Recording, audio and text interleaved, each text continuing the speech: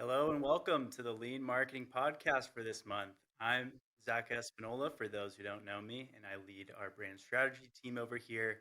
And this month, I have the pleasure of sitting down with our CEO and president, Paul Bresenden, to talk about brand focus.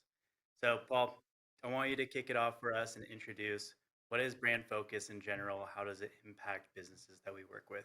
Yeah, I mean, the lean marketing framework, a lot of what we've tried to do is to introduce this idea of a brand focus. Most marketing teams just get really dialed into the things that they do. And so that's all they talk about. And so even in most of our client engagements, at some point you just get pigeonholed down a path of this is the stuff we talk about.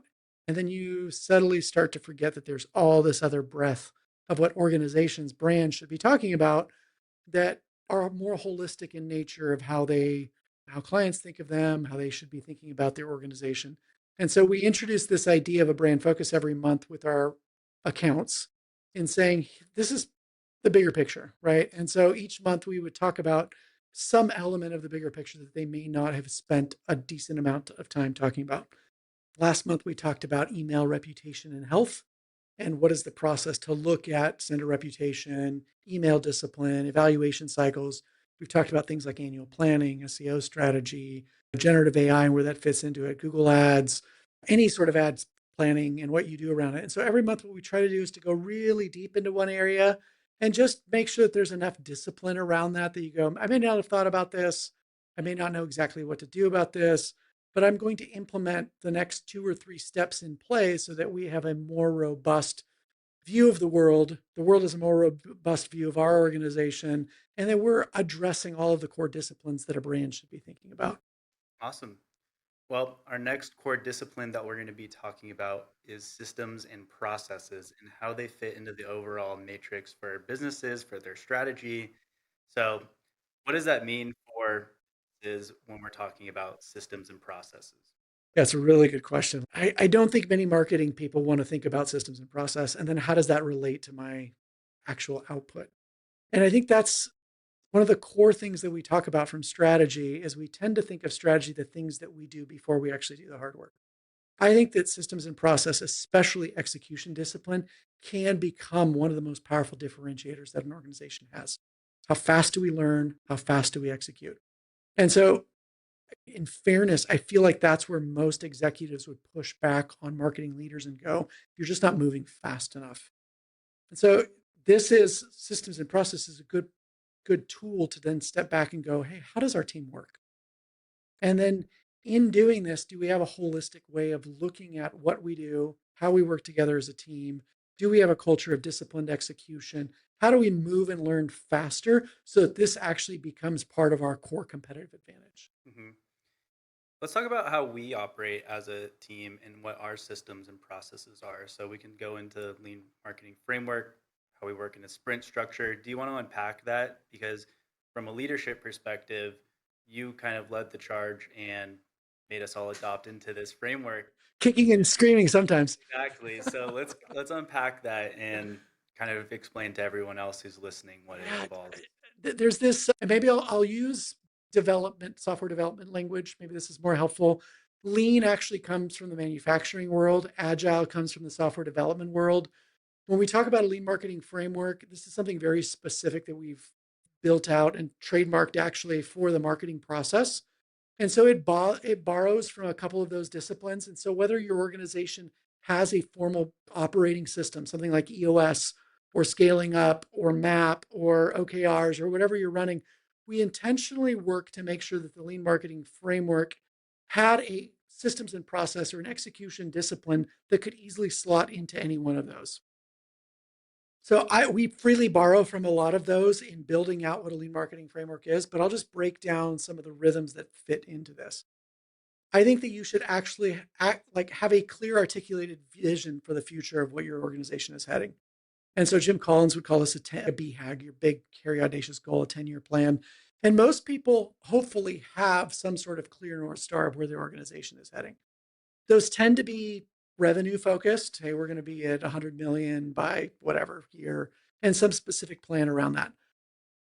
It tends to be this crazy goal, and most people can't wrap their head around how they get there. And so they start chunking it down into some of the language goes around a 3-year goal, a 3-year HAG, a 3 HAG, a 3-year highly achievable goal. And then you start chunking those things down into an annual plan. And so I think a lot of our systems and process focuses on we know where we're heading, and then what do we have to do to get there in this next year? And then we have these regular rhythms, check ins on are we actually achieving that? So for us, we break down annual planning into quarterly assessments. Are we on track? Are we not on track? What do we need to do? And then that chunks down into monthly KPIs, scorecards, and rocks that then chunks down into weekly meetings. We have weekly sprints. And so this discipline involves some core process, the annual planning template. What is the annual plan for this year? What does that look like? We try to keep that really simple. It's a 2-page plan. And then that chunks down into quarterly rocks and a quarterly scorecard. And we review that every week. And so then you kind of have these evaluation cycles on a weekly basis where you go, hey, are we actually achieving this goal? And what do we need to do? Do we adjust that? We don't make adjustments in any other rhythm except the quarterly rhythm. So sometimes you may need to reset your revenue expectations because you're not hitting your sales goals. What do you do about that? You change your budget or you double down on other activities to actually meet that revenue goal.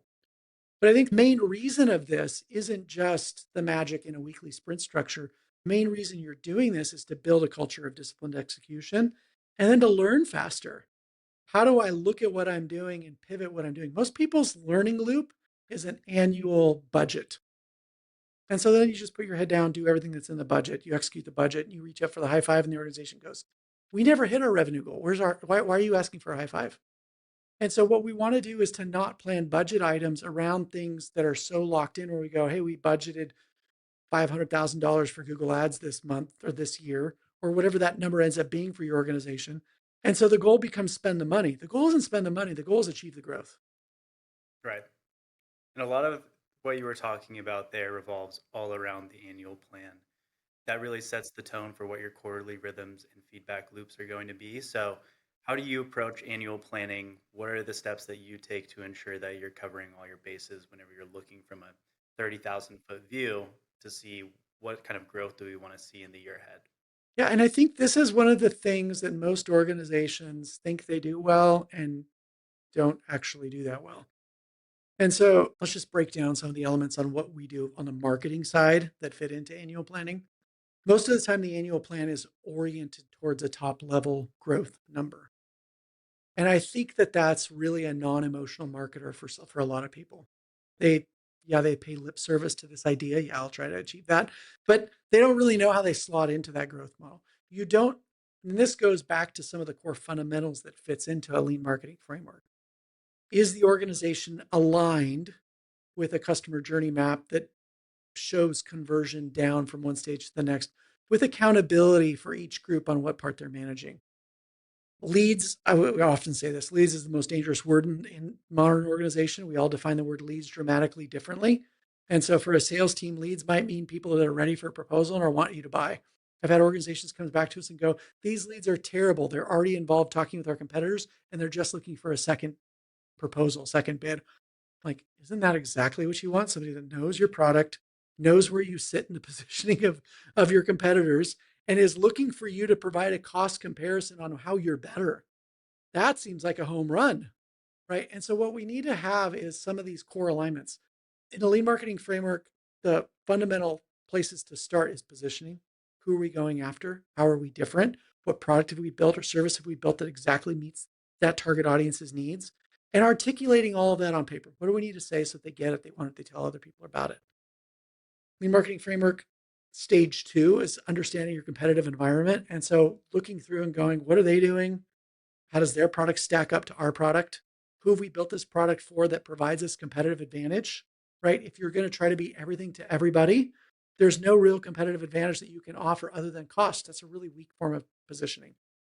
And so then all somebody has to do is undercut you on one proposal and you've lost all of your competitive advantage. The race to the bottom is not where we want to sit from a positioning standpoint. And so really articulating up, this is the specific group of people we solve that are willing to pay a premium for who we are because we eliminate a lot of risk in their equation. They get to grow faster or better. So that's a lot of that competitive piece that we want to dial in. And then customer journey mapping, understanding what the growth engine looks like for an organization and clearly articulating the language and the measurement capabilities that feeds into a scorecard. So, are we doing the right sort of growth initiatives and are they flowing through that process to become customers and evangelists, is the language that a lot of organizations use, raving fans that want to tell other people about it? This is the right solution for people like us. So those are some of the fundamental processes that you should have dialed in. If you haven't done that, that becomes part of your annual planning process. You start chunking through this and you'll do a version of that. Most of the time, if an organization hasn't done that, they're going to sign up for a couple of intensive sprints with us and we'll guide them through that.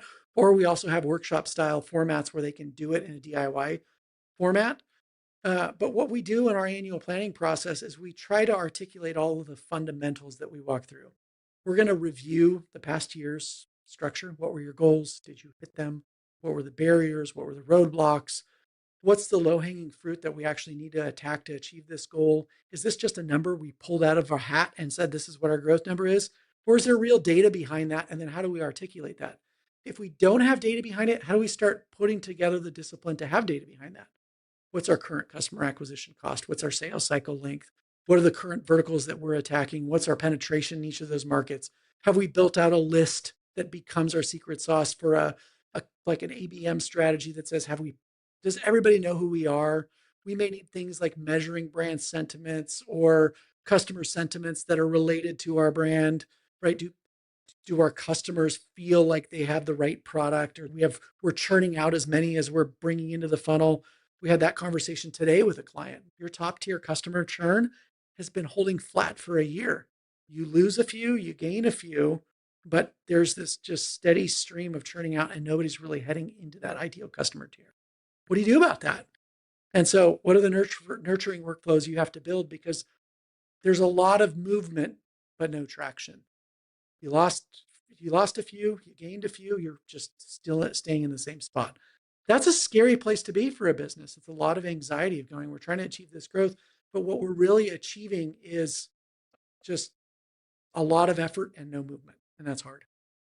We borrow from a couple of different disciplines. Google Design Sprints. We use a how might we process to peel out what are the top priorities and get team aligned to these are the right ones that we're going to focus on. That's probably one of the fun places to start that helps identify the core issues that we're going to tackle in the year. And then it's really just creating a framework that we can like see a clear picture around what the end of the year is going to look like. I can walk you through a couple of the processes that we look at. We have a crystal ball exercise or desired future state. We have a go, hey, if we're sitting around the same table 12 months from now and we're all giving each other high fives, what happened? We start writing that out, articulating what those goals are. We talk about things like revenue, but more important than revenue, we have to have qualitative metrics on what this looks like. Hey, our executive team is not involved in client execution, or our sales leader is pulled out from doing on-site visits because he has a robust team underneath him. Our, our sales leaders or account executives are not doing SDR, BDR activities. And if all of this is mumbo jumbo to you, like that's fine. There's specific language that fits underneath this that goes, hey, our team is focused on doing the right things. And this growth is going to propel other people to come in and do the things that allow everybody to operate in their strengths. You start to articulate what those things look like. And so that's normally the goal for revenue growth. It's not just profitability and the owner gets to keep more money. It's that we're moving into a leader in this space and this accelerates our sales opportunities because we're recognized as the leader in this space. Or there's opportunities for our team to move up and we've hired these new key leaders that allows opportunity for our organization to grow and operate in those strengths. Try to find the things that emotionally connect the rest of the team with the growth objectives.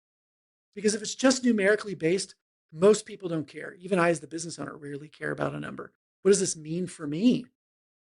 Right. And so we've got to articulate those in a way that makes the team care. And then they have to be SMART goals. Oftentimes we put things on there that you go, did we achieve this or not? And we're like, yeah, sort of.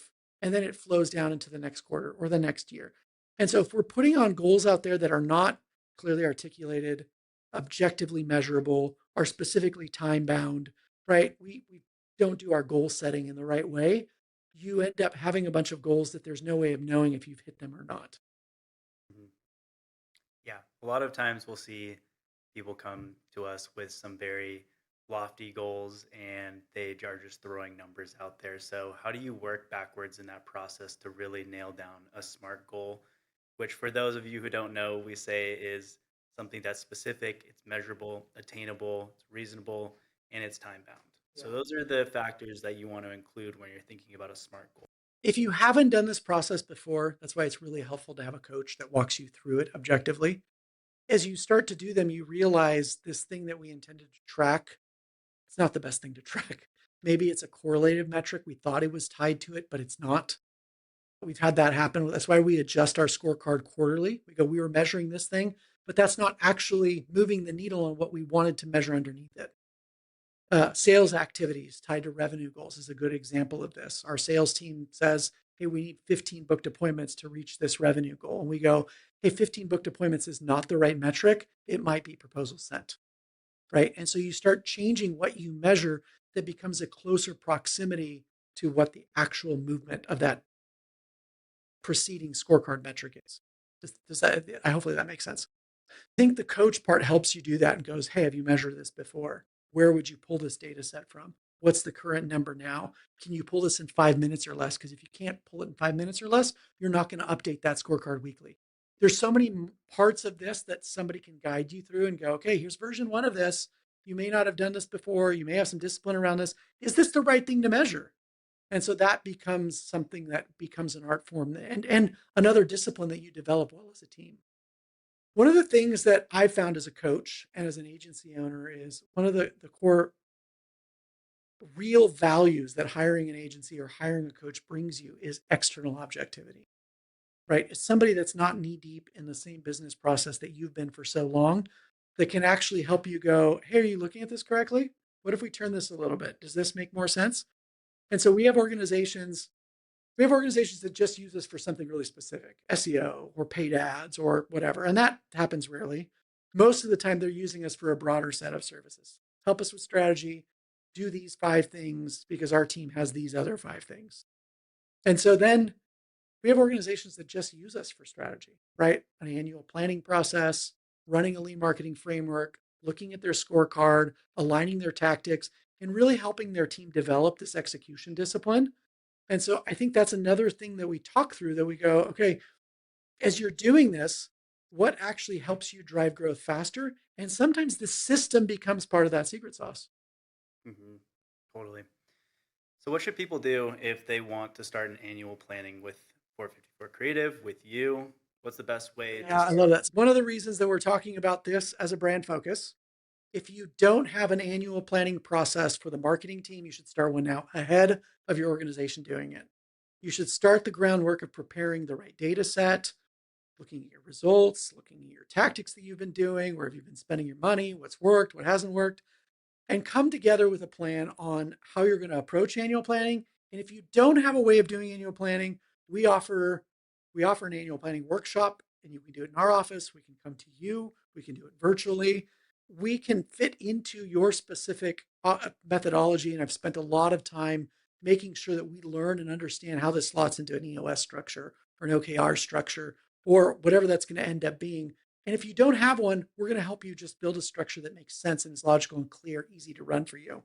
We've actually built a lot of this structure out so you don't have to pay for software or planning or tools. We'll run this, and you can do this in one of 2 ways. You can do this as a big sort of workshop format, or I can help coach along this as a consulting sort of engagement. It's worth a conversation. Even if you want to run it yourself, I'd be happy to meet with whoever your organizational leader is, either on the marketing or the executive leadership side, and say, here's what this looks like. Do you want to run it? And I'll give you some workshops. Or if you want me to facilitate that, we can talk about a cost structure and timing on that. Amazing.